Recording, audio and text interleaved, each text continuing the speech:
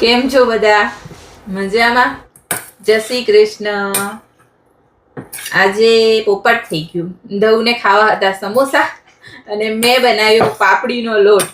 એ ગયા હતા બહાર, તો મને એમ કે ચલો બપોરના વાગ્યા છે 3:30, એટલે મને એમ કે ચલો કંઈક સિમ્પલ સારો નાસ્તો ખાય તો પછી રાત્રે જમાય, કેમ કે મોર્નિંગમાં ચા એટલી જ પીધી હતી એમણે, નહીં દઉં? હા, તો પાપડી લોટ તો કે સમોસા બનાવવાની હતી ને.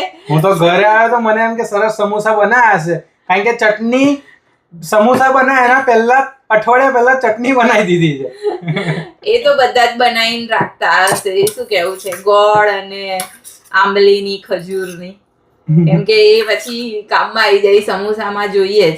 સમોસા જ બનાવવાના હતા એકચ્યુઅલમાં, બટ મને પછી એમ કે આટલું લેટ જમશે તો પછી રાત્રે જમાય નહીં, એટલા માટે મેં પાપડીનો લોટ બનાવી દીધો.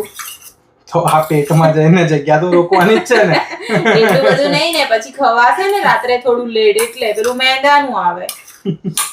આ એટલું બધું ખવાય નહીં, એટલે જો કમ્પ્લીટ બાર બજાર જો મસ્ત સોફ્ટ પાપડીનો લોટ બન્યો છે.